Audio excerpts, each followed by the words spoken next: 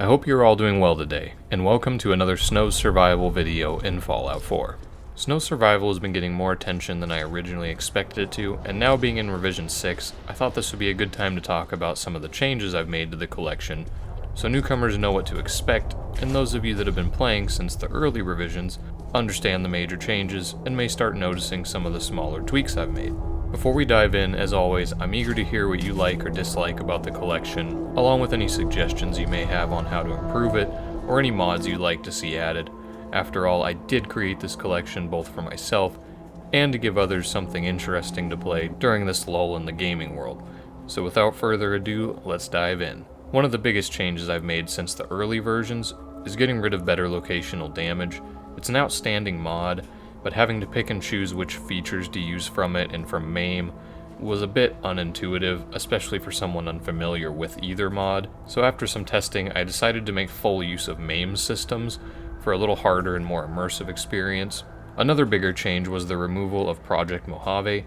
It's a super cool mod that I would love to explore more, but I didn't feel that this was the collection to do that in. The snow retexturing from the Ice Pick mod just didn't look right or play well with the atmosphere of the Mojave Desert, and taking Project Mojave out of the list cleaned up a lot of room to add other things and more fun stuff, so I just decided it was for the best, and something I'll explore more on a different playthrough with a different setup. Early in Snow's lifetime, it also had a ton of character presets and extra animations that were left over from things I was doing before, but it did nothing but hog up a lot of space. Many of them were broken, didn't look right, so there was just a lot of weirdness with it.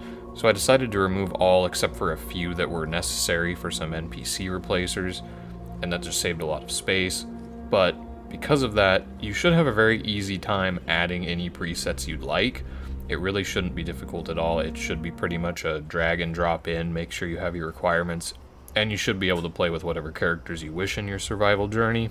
Now let's talk about some of the fun things I've added to the collection with the aim of improving the experience both for myself and for all of you. So let's talk guns. As most of us know, the firearms, especially ballistic ones in the vanilla Fallout, are lackluster at best and just downright atrocious at worst. And because of this, I've spent a very long time trying more weapon mods from Nexus than I can count. Like, for real guys, I've tried more weapon mods than times I've heard Preston yell at me about another settlement needing my help. It's crazy. And the end result of all that testing is a collection with enough firepower to make Liberty Prime jealous. At low levels, you still may find some nasty 10mm pistols and the unholy pipe guns, but you'll very quickly start finding firearms from 9mm pistols, SMGs, a whole plethora of rifles, retro, modern ones, snipers, everything in between.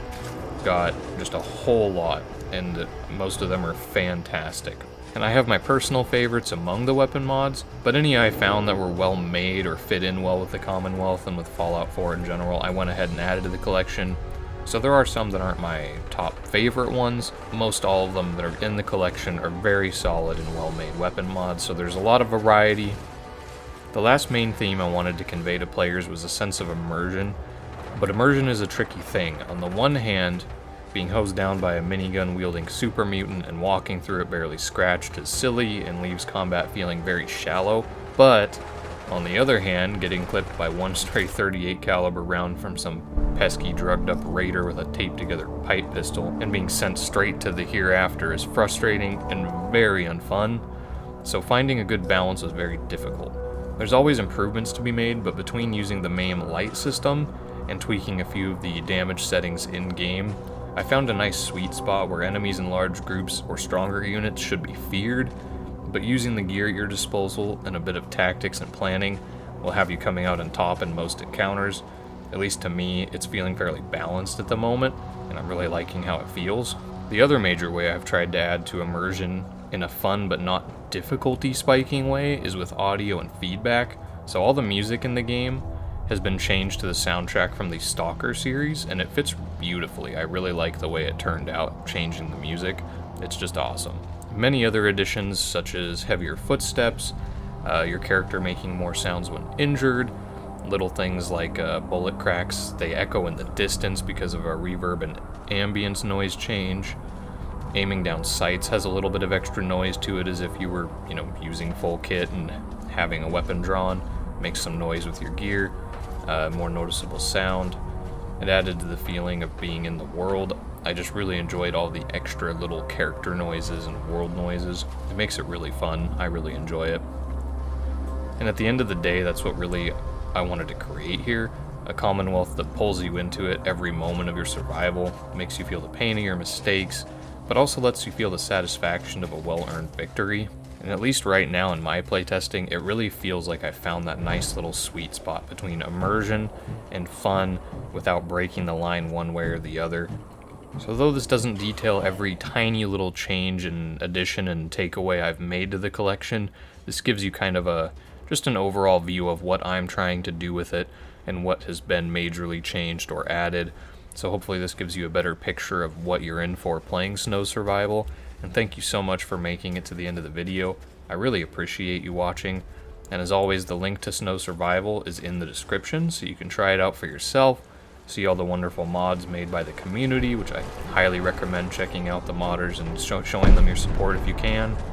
Remember to like the video if you enjoyed it, and if you want to see more videos on Fallout and whatever projects I find myself doing, hit that subscribe button. It would mean a lot to me. And until next time, take care, and I'll see you in the next one. Bye.